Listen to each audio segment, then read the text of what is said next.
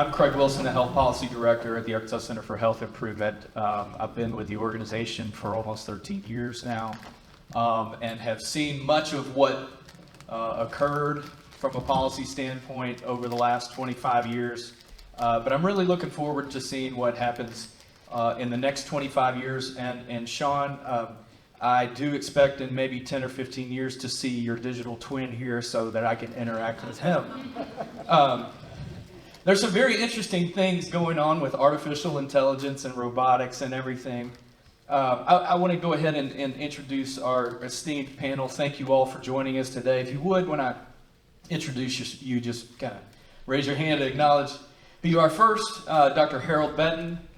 He's a practicing physician for more than 45 years and pastor of New Light Baptist Church in Little Rock for 30 years.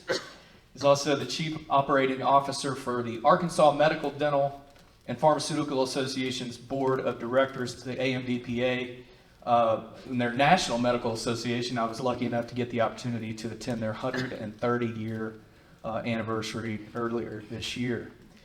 Dr. Stuart Irby, is Senior Vice President of Health and Life Sciences at Stevens, which is one of the largest privately, he's not a doctor, one of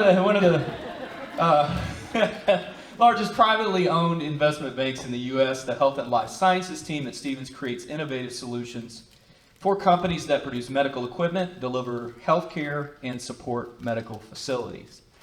Dr. Richard Moss, he is the Dean of the School of Fine Arts, Humanities, and Social Sciences at Pulaski Tech, part of the University of Arkansas system. Prior to his current role, he served as Director of the STEM Success Program, which is focused on increasing retention and graduation of African American students. And last but not least, Dr. Kevin Sexton, who is President of BioVentures, an outgrowth of UAMS that promotes biomedical technology in Arkansas and translating research into products that benefit human health. He's an associate professor at UAMS in the Department of Surgery and serves as Associate Chief Medical Informatics Officer for Innovation Research and Entrepreneurship. He's also Associate Director of the UAMS Institute for Digital Health and Innovation. Give them a hand. They're going to be answering some tough questions. My first question, well, first I want to just a little bit of a recap of some of the things that I heard from Dr. Dubervac. Some of the things that I heard, how do we make the shift when the tech is changing? We heard about some influx of large retailers coming into the healthcare space, resources that have been historically expensive and scarce, changing to inexpensive and abundant, harvesting data that's already there and organizing it in an efficient way, and then with artificial intelligence, looking for patterns and allowing that technology to make predictions. So those are some of the things that I heard. My first question is going to be, is there something that Sean said that stands out to you or shocked you? And before you answer that question, one of the things that jumped out to me was that I was frankly unaware that McKinsey could actually exist in 1980 prior to PowerPoint, because man, did they love their PowerPoint. So that was the most shocking thing to me. So let's start. Anybody can jump in. Feel free to jump in. Is there something that Sean said that stands out to you or that just shocked you? I'll start out with a statement. I was sharing with Dr. Thompson about my Dick Tracy watch. Now, those of you in my generation know what I'm talking about. So for those of you who don't know, I'll tell you when I get through. But one thing that this whole thing tells me is that we should stop concluding that there are things we cannot do. Things that were a dream are now reality. I oftentimes share with my patients, who would ever think that your cell phone is your whole digital entertainment environment? I still remember my color TV, the first one I ever bought. So we should stop concluding that we can't do. We can do anything we need to do. I like that, the idealism versus the dread that we sometimes feel. Anybody else want to jump in there? Well, I think the point that he made at the end about how the system's going to have to work with technology. We're already doing that, but the future is teams with tech and people, right, working in harmony together to provide better outcomes. And when I think about AI, I think it's really good at IDing, it's really good at correlation and prediction, but it's really not good at judgment, and that's where the doctor comes in. And so I wholeheartedly agree with that. That really stood out, and I think that's the future. I think one thing that stood out to me was when he talked about the life expectancy was going down and how do we focus on sick people. But I think the question is, got me thinking, how do we focus on well people? I think we often assume that well people don't need the care that sick people do. So it's kind of like the analogy of the 99 sheep and the one. So we're taking care of the one, but what about the 99 that still needs some type of care and support? So that's what got me is thinking is we're being innovative and making sure that we can take care of those that need it the most. What about those that are deemed healthy, but what about preventative medicine for them? Yeah, and so for me, I love the story about ICE and manufacturing and that open. I think the surprise and the shock is that this is the natural progression of technology, but it's not what we accept, right? Calculator used to be a job description before it was a device. And I think this is the most shocking part of the subtext is that we fight against this change. Yeah, I love the idealism here. I did not expect that because I was looking for the shocking thing. So each of you kind of does a little bit of something different here, which is kind of why you're on the panel, right? Is there anything that you heard that you'd expect to change how you go about your everyday work in just in the next 2 to 3 years, maybe?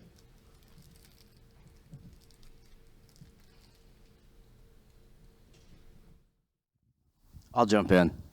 I can't stand long silences. You can ask my wife.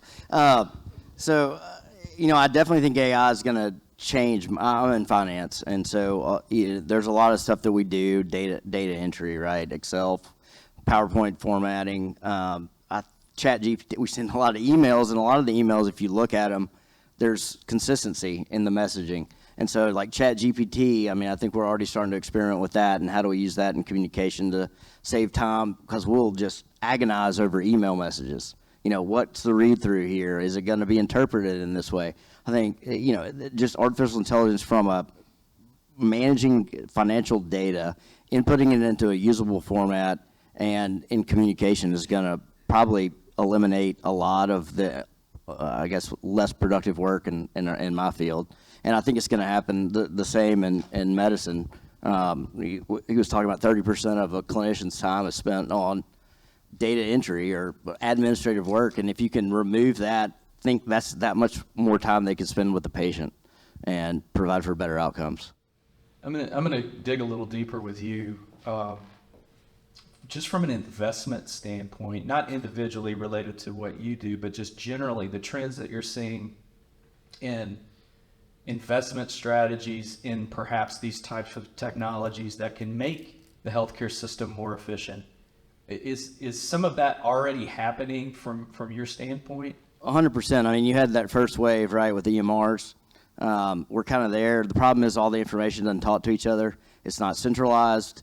I can get sick in Arkansas and they can have access to my charts, but I can get sick in Seattle and they don't have any clue about any of my medical history. And so the fact that we don't have a ubiquitous data set that's organized in a way that's standardized so that everybody can use it, I think that's the answer to your question. But where's the investment going? It's going and trying to solve that problem.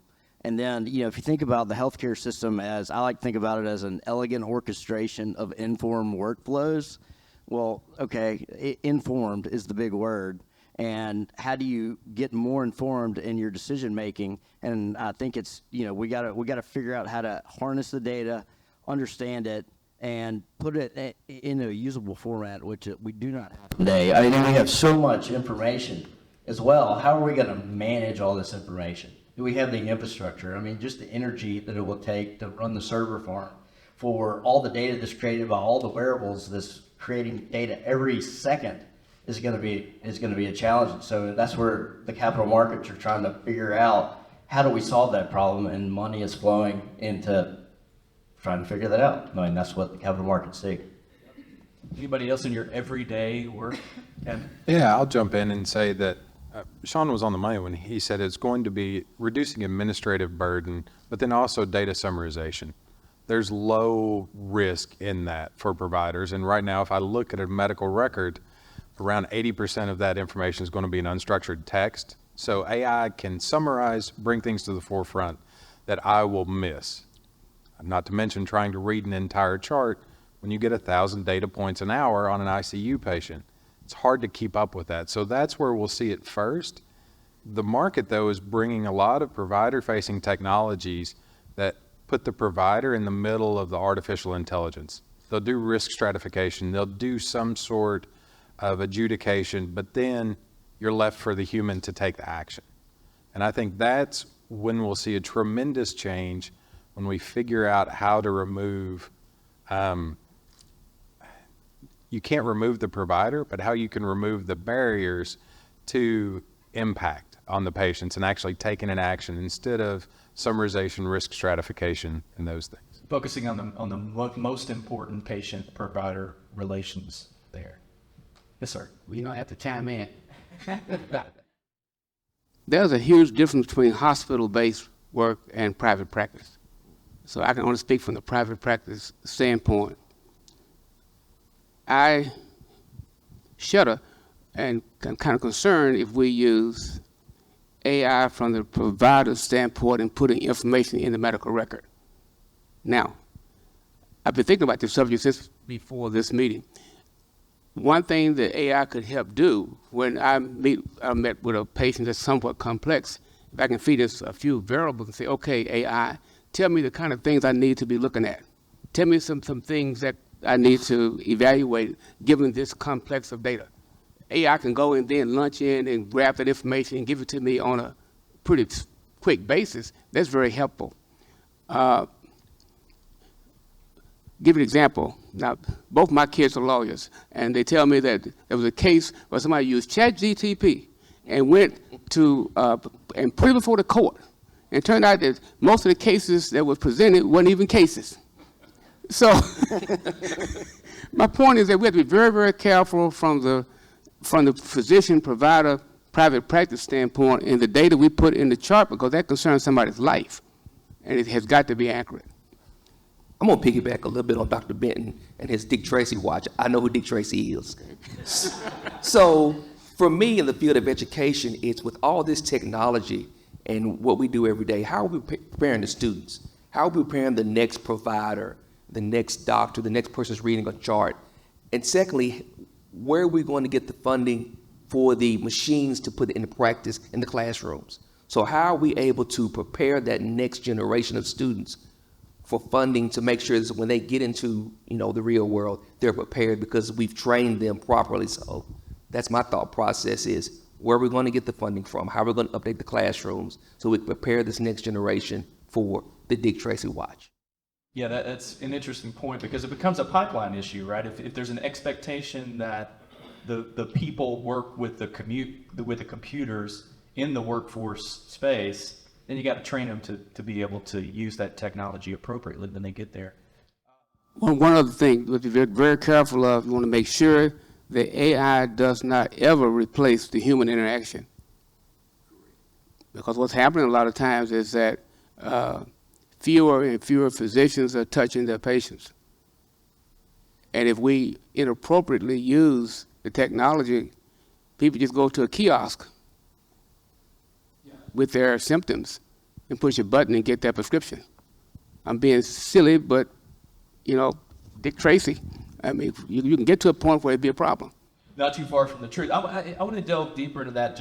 Let's just go ahead and ask that question about the risks that you see, because you all started out with a very idealistic notion up here. And so I do want to jump to the dread and the fear, because I think Sean did a good job of presenting this in a very idealistic fashion.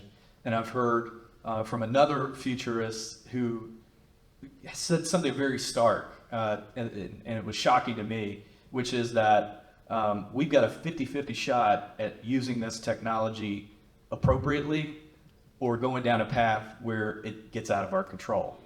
And so that worries me as an attorney, as a fellow attorney. I'm sure in your kids. It worries me from a regulatory standpoint. How do we regulate this? But what are the risks that you see in use of these new technologies? I know there was mentioned privacy at some point. There's the clinical risk that's associated with it. There's the loss of the human aspect. What do you see as the biggest risk with these new technologies? I think the biggest thing, as Dr. Ben said, is the human aspect. I have a family member in a skilled nursing facility. So being able to go out, when she goes for doctor visits, AI can read the initial chart and give the doctor, the facility, or give the nurse a readout. But what about that ability to read the patient, look at the patient, and know, okay, these medicines are not doing what they're supposed to based on my observations? Is AI going to be able to do that? And if we rely too much on that, what about that missed or that we don't see or don't catch because that human touch is not there? Well, I'll throw out. Sounds good. One of the risks I see is that as a profession, we could get lazy.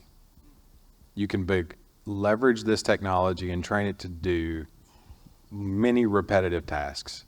You can have patients interact with this, and so we can remove ourselves from decision making and from constantly tuning the artificial intelligence and improving it.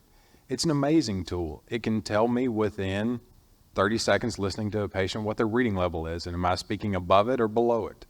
It can be an amazing guide, but only if I am constantly vigilant in how I'm going to work this into current clinical workflows, ensure that it's not making up information, and that I'm using this in ways that have been proven to be effective, and in ways that haven't yet, I'm part of a study or part of some way of continuous improvement to collect data on use.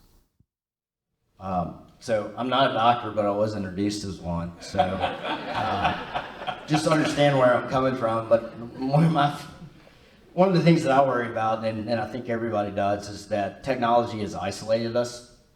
We talked about how behavioral health crisis is, the pandemic proved it. Social media making it worse, the phones, the Dick Tracy watch, and now we're going to further disintermediate ourselves. I mean, we've had some companies that we've taken to market, and they were doing a lot of virtual care, and it was all the rage during the pandemic. I mean, this is where we're going. This is going to be the new normal. And after the pandemic, a lot of those companies have cratered because that human interaction, that going to the doctor, especially when you're very old, is one of the things you look forward to.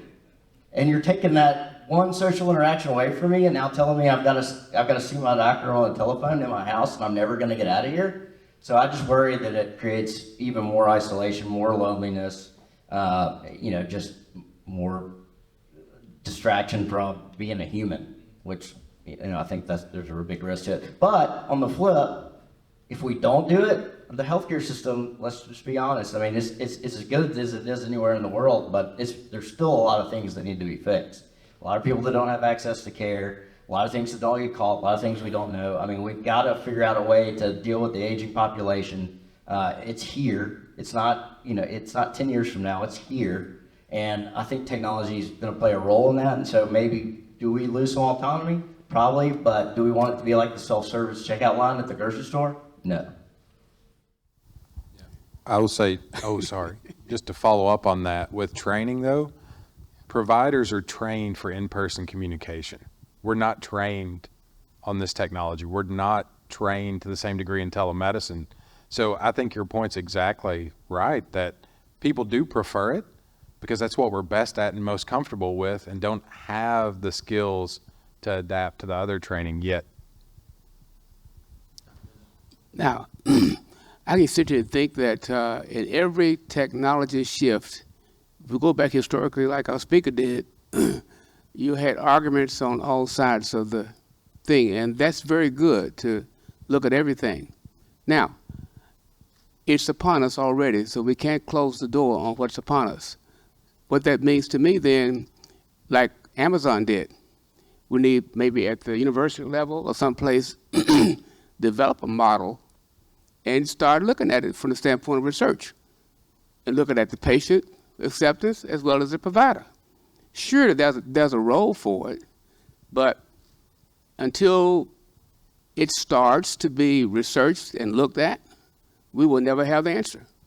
That's what Amazon has done and is continuing to do, and other companies as well. And it works out well for the consumer that wants to go to the store. They're not upset. So there's room for innovation, but if we, and that's not what this panel is doing, but if we as a society close our eyes and our ideals on looking at it, we'll stay where we are. I think one of the things that Sean said really draws out this point, and it's not unlike what we're seeing in the reimbursement space in healthcare, where you got 1 foot on the dock and 1 foot in the boat, and you're straddling fee-for-service payments versus value-based payments, and you're trying to get to one or the other, and hopefully you don't fall in. It's kind of, I think, where we are in the AI space and other technology space, and some people will have preference for it and will jump right in the boat. Some people will straddle, and some people will kind of just stay on the dock for a little while to be safe. So I want to give you the opportunity, because I've tried to focus on what we heard from Sean, but I did want to give you the opportunity to share one development in healthcare that you didn't hear discussed today, that you and your organization are closely watching here in Arkansas or in other places that you might adopt here going forward. I can jump in on this. Sean mentioned large language models. We're looking at it specifically for how to structure the vast amount of unstructured data within our electronic medical record. The rough statistic is only around 20% comes in structured labeled formats that you can train for artificial intelligence. So how can we leverage that text, which is expansive, and categorize it appropriately so that we can make meaningful decisions? Anybody else? I've seen a lot of interesting new technologies from, and one of the things that Sean, he kind of tangentially mentioned it, but the AI movement into robotics as well. The use of robotics to move beds around a hospital, the remote monitoring technologies to monitor diabetes and other things. Those are some interesting things that I've seen. I want to know, beyond telehealth, what new technologies have the potential to address some of the access challenges for our rural and underserved communities in Arkansas. I mean, I think we talked about wearables, right? And, monitoring devices so that you can do what they're calling the hospital in the home.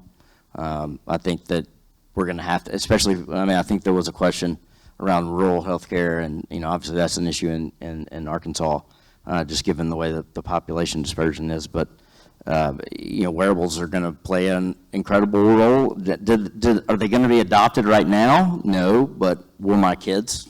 Yeah, they've used wearables their whole life. They've interacted with technology, and I think you're having a generational shift, and that's going to be extremely important. And you fast forward 20 years from now. I think the other part, I'm just thinking, not just rural, but just in general, the ability for the person at home to interact with their provider, be it through AI or whatever, concerning their things, trying to get these computers in such a way where they're linked in a way you can communicate with your provider, but not so much as being able to look into their system. Does that make sense? Have a communication model where this information can come in fairly clearly. I think we talked about people reading on different levels and how AI can help that out. Well, then the technology should exist where this communication can be clearer and more concise. between provider and patient and vice versa, with the patient being at their home if necessary. One thing I learned about, I don't like telehealth. I'm old-fashioned, okay? I looked the other day, I was a freshman 50 years ago, so I'm in medical school, so that's a little old-fashioned. I like touching people, so I'm sorry. But I did it when I had to do it. But my point is that if we can improve that communication model, I think that'll help. I'm not against AI or anything, but as long as it helps to deliver health care. Now, the other part, I think, from the insurance standpoint and other things, reimbursement models have to be looked at. From the legislative standpoint, if some kind of way to make sure that accessibility, healthcare becomes important. There's a lot of things, a lot of moving parts. And I'm gonna say this last thing, and I'm gonna be quiet for a second. I was reading the paper yesterday, I think it was, where the Biden administration has chosen 30 some odd states for technology hubs. Boy, wouldn't it be great if we had a healthcare technology hub here in Arkansas? We can now begin to experiment with some of this stuff. It would be very nice, wouldn't it, Kevin? It would have been. You're actively trying.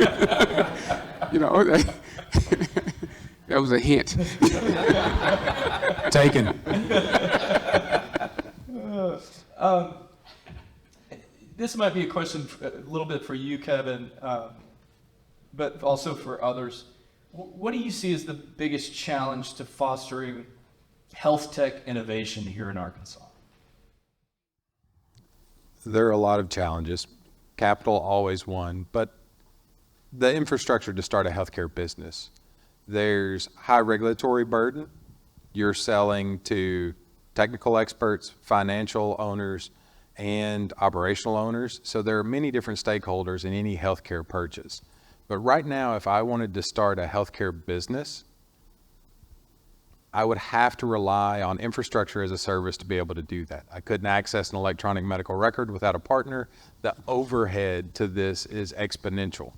And it's actually something that we work to develop an instance of our electronic medical record that's purely for innovation, for working with startup companies to do things that you can't do in a production system like A/B testing and run behavioral experiments to see how users interact with new systems. So I think the overhead is tremendous. So most startups need a first customer as they're starting. So that cuts out a lot of rural Arkansans solving their own healthcare problems. And so I would say it's infrastructure. So connecting those entrepreneurs and scientists with a partner to be able to test their solutions. And Yeah, I mean, there are commercial data sets available. They cost money. There are some free data sets that are available, but none of them get you in a healthcare system, see what clinical workflows are, and folks don't have access to clinicians like us that work in this space. I think to that point, we also look at the workforce, but also the access to broadband. We can have the technologies, the startups, but do we have the workforce that's able to help that startup? But also, do we have the broadband access to reach those rural areas? And so those are the two things that I think can help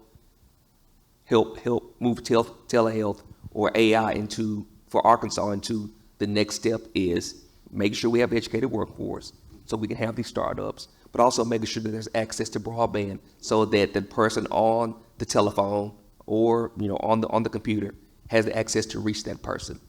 As we look, especially in rural areas, we don't have, there's a challenge getting physicians there in rural areas. So being able to make sure that those in rural areas have access to that position, maybe they're not 20 minutes away, they may be an hour away, but do they have the confidence to contact their provider and be confident they can provide the right information and be comfortable and get that answer for their health care? all right, I've got a couple more questions, but as a reminder, if you've got questions for the panel, please submit them via the QR code. That'll be last call. Hopefully I'll get those in. All right.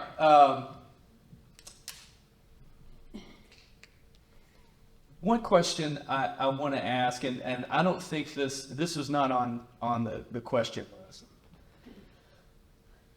One of the things that Sean mentioned was the broadening of what healthcare is, particularly in the behavioral health space.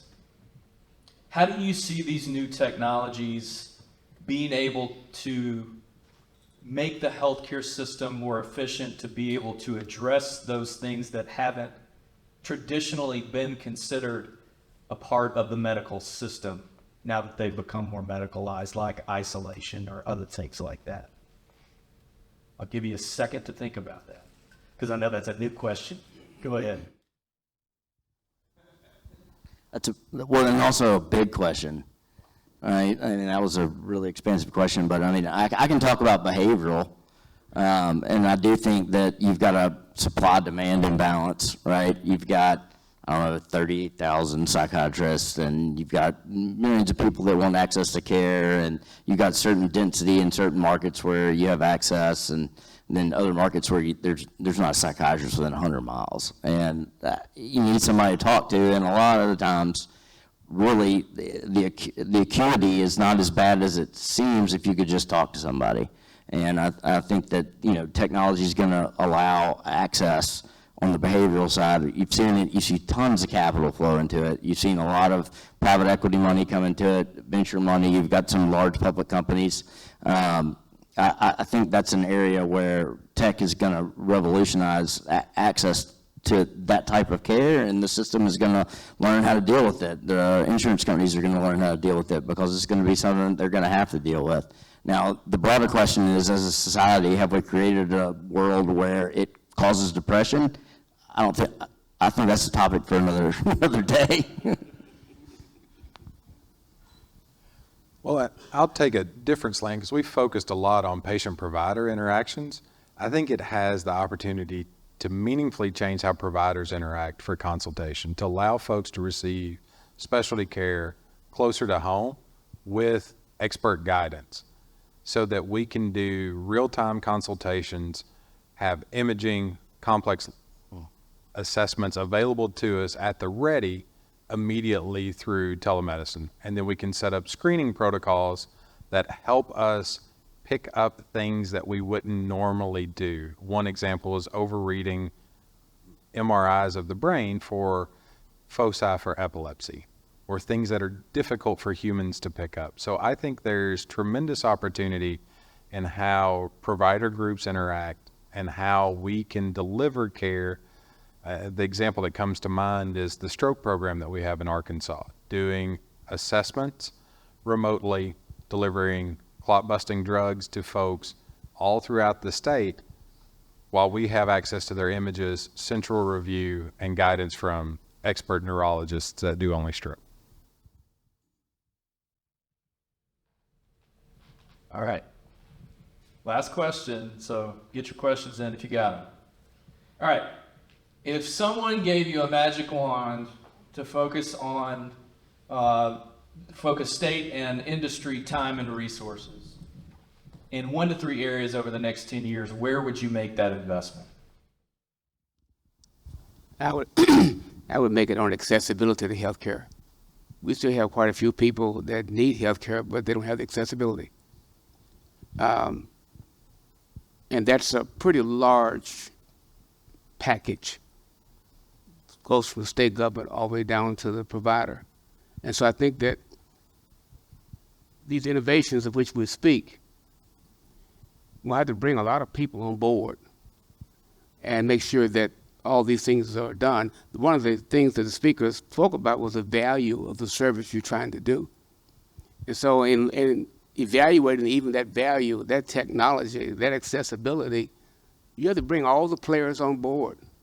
One person can't just do it on one item and leave the rest of them out because you may have difficulty implementing what you're trying to do. The idea may be good, but if you can't implement it, it's just an idea. I would say workforce. That's anywhere from a CNA to a surgeon. We've got to have a workforce for healthcare. So we have to train them in the AI. Again, I'll do a reference point for my family member in skilled care. They chart everything on an iPad, how much food she ate, what about her medicines. So a workforce for the medical field, for the field of healthcare, I think for me is a magic wand to make sure that we have enough workers for the field. I mean, I'm probably gonna steal your thunder, but innovation, right? And we've got capital in Arkansas. We're a very wealthy state, relatively. We have some really large pockets of capital in Northwest Arkansas. A couple of small companies up there. You've got a lot of capital in Little Rock. I work for Stevens, which is the family's been very productive for the state and for the community. And I mean, I think you've got the minds and you've got the capital, you've got the guys with the ideas, the entrepreneurs. We just got to figure out a way to bring that all together and do something with it. Yeah. I mean, you didn't steal my thunder. I think for that innovation to happen, we have to have some kind of infrastructure as a service for these folks. And when we look at large language models are predominantly trained on data that comes from urban locations, our rural partners are missing out. So when we think about rural hospitals that don't have significant information technology infrastructure, how are they going to implement LLMs? And so I think there's infrastructure as a service. It's a real problem that we need to solve for entrepreneurs, for rural patients and physicians. Yeah, I think there's a real worry in rural areas that this is not going to get there fast enough to resolve their volume issues that they've got and staffing issues. Questions went away. I did have several questions. They went away. Go ahead, Jennifer. Okay. This is for Dr. Betton. I have seen a lot of traction, especially at JMS, in this very research involving the faith community. And I just wanted to know what your thoughts are on the role of the faith community in developing and implementing healthcare innovation, or what role you think the faith community should play.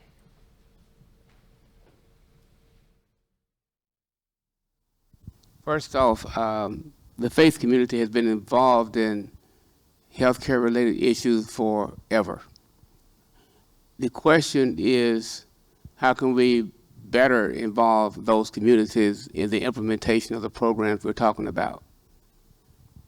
Obviously, you want to include some of those persons in that area during the implementation phase, because we speak to our congregations all the time. Just as an aside, being a physician and a pastor, you can about imagine, I know everybody in my congregation who's had the COVID shot.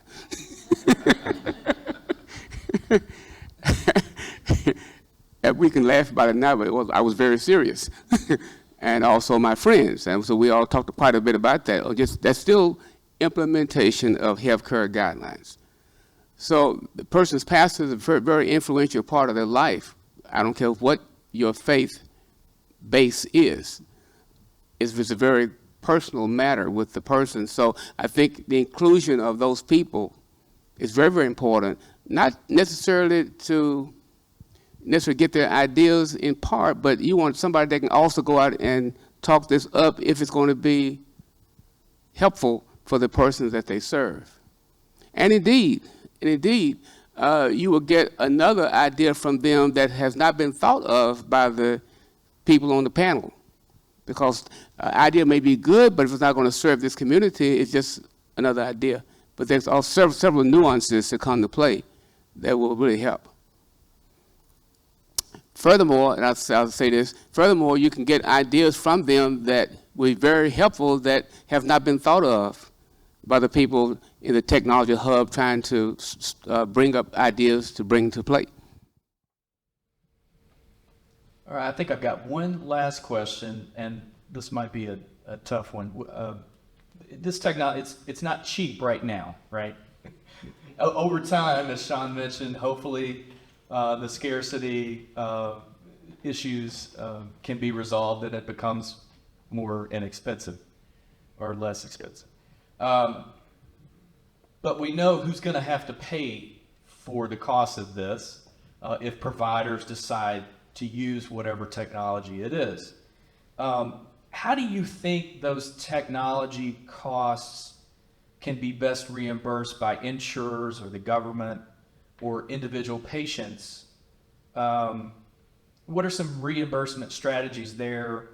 And perhaps if you get there, what might be the place where you get the quickest return on investment through the use of AI technologies or other technologies. I mean, it goes back to what he said.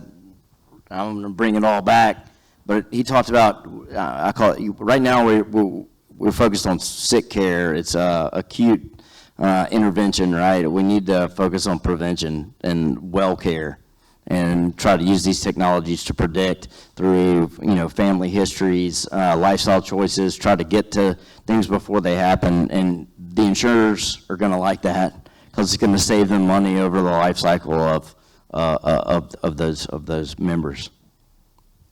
Yeah, I think it's going to take some shared risk. Right now, all of these companies are coming in as SaaS, subscription as a service. There's not really a way for them to know exactly how much value they're going to deliver or capture just a piece of that as revenue. So without them knowing, it's almost always a fee in the beginning. I think your point's well made in that it's for sick care, and we don't even know how to price that yet. Right. So for preventative care, I have no idea. That's a good place to end it. I have no idea. I want to thank my panelists. If you'll give them a hand. I really appreciate it. It is not easy to, in real time, be responsive to a presenter. So thank you all for joining us today.